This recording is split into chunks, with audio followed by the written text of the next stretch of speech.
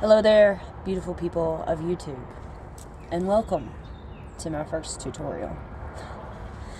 So today, what I want to go over is one of the most important aspects of my inversion practice. And not just my inversion practice, but the jump back, jump throughs, hip flexor engagement, the ability to engage hip compression. Is Lolasana. I find that Lolasana doesn't come up very often when I go to a yoga class or anything.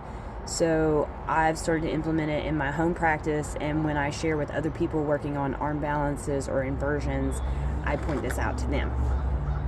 So it has helped me grow much faster just by adding this practice in. And I'll engage with it maybe 3 or 5 minutes. And I'm experiencing exponential growth just from that incorporation. So, what is hip flexor engagement, right? What do I mean? Best way to describe it is, what's up, Mimi? Is to talk about the forward fold or Uttanasana. So when you go into Uttanasana, the first thing is plant the feet, press firmly. We're stacking the hips over the ankle and extending through the crown toward the floor. Keep the head and the neck relaxed. A lot of times people will crane their head forward. You end up with this bow in your back.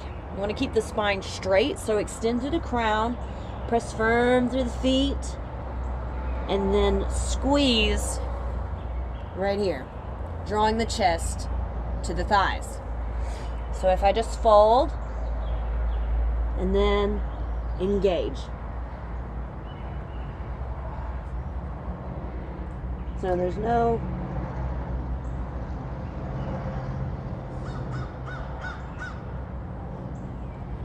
So that's engaging the hip flexors. A way that you can strengthen that ability or bring more awareness to it is to practice Lolasana.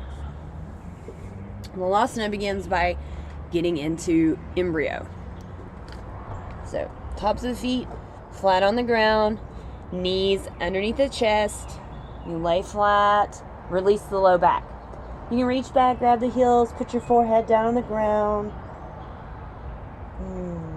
Relax, feel nice and cozy before the torture begins. Haha.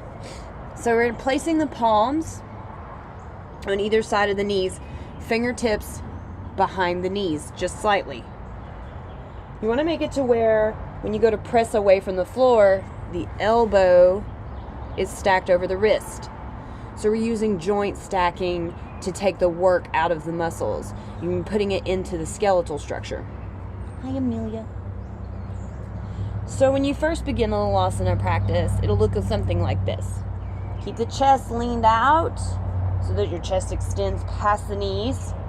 Look down at the ground, fingertips behind the knees, press the floor away, lift the knees, squeeze them toward your chest.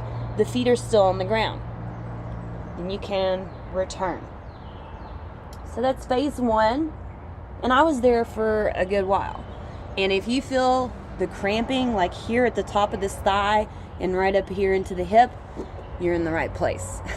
Because when you start engaging muscles that you've not really used before, that's the first thing that happens, is a cramp. So come out of it, deep breaths, take some magnesium supplements, come back to it. As you come through your Lolasana practice, it will start to evolve. So again, fingertips behind the knees, stacking the elbows over the wrist, pressing the floor away, keep the chest leaned out. Then you can start practicing pulling one foot up, pressing it down, pulling the other foot up, and down. And then return. Maybe shake it out, because it hurts. Hurts so good. Coming back down, later on, the Lolasana practice starts to look like this. Fingertips behind the knees, chest leaned out, pressing away.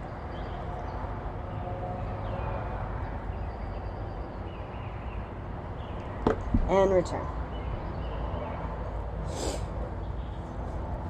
But that's Lolasana.